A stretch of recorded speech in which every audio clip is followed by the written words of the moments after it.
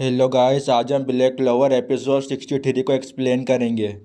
Episode की शुरुआत में हम आस्था को देखते हैं। आस्था कहता आखिरकार अब ये कौन सी जगह है, और वह कहता है कि मैं मर चुका हूँ। मैंने तो अभी तक सिस्टर लिली से शादी भी नहीं करी है। उसको यूनो के साथ साथ अजीब सी चीजें दिखाई देती है। अचानक से आस्था के पीछे डेविल आ जाता है। आस्था डरते हुए कहता है कि अब तुम कौन हो। डेविल कहता है ये तो गलत बात है, तुम तो मुझे पहचान ही नहीं रहे हो। और वो कहता है कि मैं ही तो हूँ जो कि इतने दिनों तक तुम्हारे पास था। लेकिन वो तो उसे मना कर देता है।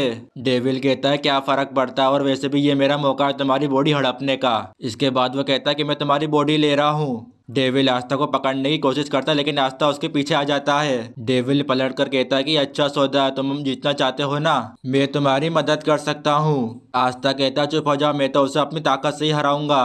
वो आस्था को पकड़ लेता है, उससे कहता है कि बकचोदी बनकर और मुझे तुम्हारी मदद करने दो।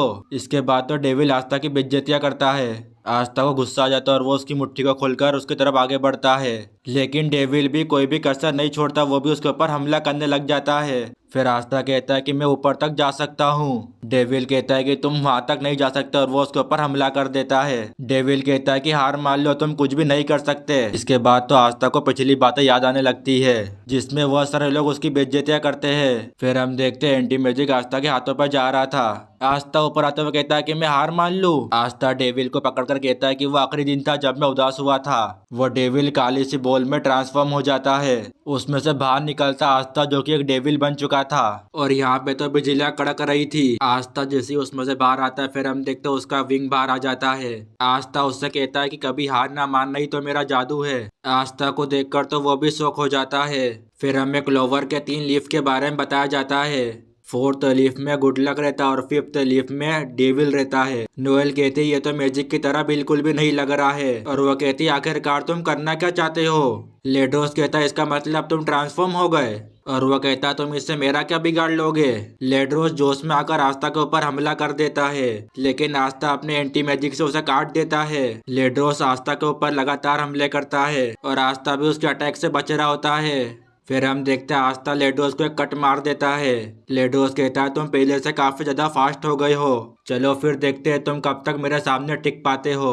लेडोस आस्था का इस तरह पीछा करता है जैसे कि एक पुलिस वाला चोर का पीछा करता है। फिर हम देखते हैं आस्था लेडोस को पकड़कर फेंक देता है। लेडोस खुद को संभालता है, इसके बाद वह लगातार आस्था के ऊपर हमले करता है, और आस्था भी उसके अटैक से बार बार बच रहा होता है। आस्था अपने मन में सोचता है कि ये क्या है, और मुझे ऐसा क्यों लग रहा है जैसे कि ये एक ठंडी जगह है, और मेरा दिमाग बहुत ही ज्यादा क्लियर है। यहाँ तक कि मेरे अंदर काफी ज्यादा पावर भी फील हो रही है। फिर हम देखते हैं आस्था उसे कट मारता और उसका खून भी बाहर आ जाता है। रानी आस्था को देखकर कहती है मुझे लगा था कि यह बेहोश हो जाएगा, लेकिन ये तो अपने होश में है। रानी बताती है आस्था का एंटी मैजिक उसकी स्वॉर्ड में फ्लो कर रहा था। इसका मतलब ये है कि जो भी इस स्वॉर्ड को छुएगा उसका मैजिक इसके अंदर ऑब्जर्व हो जाएगा। यही वजह है कि कोई भी इस स्वॉर्ड को नहीं उठा सकता। तुम्हें अगर मैं आसान भाषा में समझाऊं तो इसका मतलब ये है कि आस्था के अंदर कोई भी मैजिक नहीं है, इसीलिए आस्था उस स्वॉर्ड को उठा सकता है और साथ ही में उसके मैजिक को कंट्रोल भी कर सकता है। आस्था की बॉडी के अंदर भी एंटी मैजिक है। रानी कहती है तुम उस पावर को बिना सोचे समझे बंद और चालू कर रहे थे, और वह कहती है मैंने अपने मैजिक से तुम्हारे मैजिक की पावर को बढ़ा दिया है, और मैंने तुम्हारे ऊपर के सारी लिमिट को भी हटा दिया है, जिससे कि एंटी मैजिक पावर और भी ज्यादा बढ़ जाएगी और तुम उसके लिए एक वेसल बन जाओगे। फिर हम देखते हैं आस्था और लेडोस को, जो कि पागलों की तरह फाइट कर रहे थे। लेडोस आस्था को पकड़कर फेंक देता है, लेकिन आस्था को कुछ भी नहीं होता और वो उसकी तरफ आगे बढ़ता है। रानी आस्था को देखकर कहती है किसी वजह से तुम्हारे अंदर मैजिक डेवलप नहीं हो पाया, और उसी की वजह से तुम इस स्वॉर्ड को चला पाते हो। इसका मतलब तुम बिल्कुल भी स्पेशल नहीं हो, लेकिन तुम्हारा डिफेक्टिव बस ने तुम्हें स्पेशल बना दिया है। इसके बाद तो लेडोस आस्था के ऊपर अपनी पूरी ताकत से हमला कर देता है। आस्था उसके ड्रैगन को काटते हुए उसकी तरफ आगे बढ़ता है। आस्था उसके ऊपर हमला करता है और वो नीचे गिर जाता है। फिर हम देखते हैं लेडोस को उसकी बहुत ही ज्यादा बुरी हालत हो चुकी थी। नोएल सोचती आस्था जिस तरह से फाइट कर रहा था कि लग ही नहीं रहा था कि वो आस्था है, और इस टाइम पर तो आस्था बहुत ही ज्यादा पावरफुल लग रहा है। इसके बाद लेडोस आस्था से कहता है कि तुम मुझे मार दो। आस्था कहता है कि मैं तुम्हें बिल्कुल भी नहीं मारूंगा, इस टाइम पे मैं उन सभी लोगों को बचाने के लिए जा रहा हूँ। और वह कहता है जल्दी से तुम खुद को ठीक करो और आके मेरी मदद भी करो, फिर तुम्हें उन सबसे माफी भी मांगना है। आस्था की बात सुनकर तो लेडोस भी हंसने लग जाता है। आस्था कहता है तुम ठीक तो हो ना। फिर हम देखते हैं लेडोस आस्था की तरफ अपनी दोनों उंगली करके कहता है, वो कहता है अब मुझे काफी ज्यादा अच्छा लग रहा है। आस्था कहता है कहीं तुम बदल तो नहीं गए। लेडोस बताता है कि उसका स्टोन टूट चुका है तो इसीलिए मेरा सिर हल्का लग रहा है। आस्था कहता है कहीं तुम्हारे सिर में दर्द तो नहीं हो रहा और तुम ठीक तो हो ना। लेडोस कहता है तुम जैसे लोगों को तो टॉप पर होना चाहिए। आस्था कहता है कहीं तुम पागल तो नहीं हो गए। आस्था की हरकतों को देखकर नोएल कहती है मैं तो इसकी बेवजह फिक्र कर रही थी, ये तो पहले जैसा ही है। फिर हम देखते हैं आस्था का एंटी मैजिक गायब हो जाता है। आस्था कहता है लगता है कि अब मैं पहले जैसा हो गया। वो कहता आखिरकार वो ब्लैक चीज थी क्या। ऐसा लग रहा था कि जैसे कि मैं सपने के अंदर फाइट कर रहा था।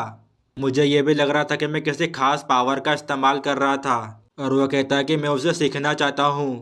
फिर हम देखते हैं आस्था दर्द के मारे चीख रहा था और सबसे मदद मांगता है। आस्था मार्स को मारता उससे कहता है तुम दोनों तो रिकवरी मैजिक का इस्तेमाल कर सकते हो ना। अरे कुछ तो करो तुम दोनों, क्या तुम दोनों जिंदा भी हो। फना का थोड़ा सा हाथ हिलता, आस्था कहता अच्छा है कि तुम दोनों जिंदा हो। फिर हम देखते हैं वहाँ पर रानी भी आ जाती है। आस्था रानी से कहता है कि हमने उन दोनों को हरा दिया है, इसका मतलब मेरा हाथ ठीक करने का कर्जा तुमसे उतर चुका है। रानी कहती है मुझे तो फाइट में आने की जरूरत ही नहीं पड़ी। इसके बाद वो आस्था की तारीफें करती है। फिर आस्था उन सभी को हील करने के लिए कहता है। रानी कहते अब उसकी कोई भी ज़रूरत नहीं है। अचानक से वहाँ पर बहुत सारा खून आ जाता है, लेकिन आस्था को तो कुछ भी समझ में नहीं आ रहा था। फिर हमें दिखाया जाता है रानी ने उन सभी को कैद कर लिया है। फिर हम देखते हैं आस्था को एकदम से झटका लगता है। इसके बाद आस्था की हालत ख़राब होने लग जाती है। रानी कहती है जब से मैंने तुम पर अपना जादू किया है मैं तुमसे तुम्हारे खून को कंट्रोल कर सकती हूँ।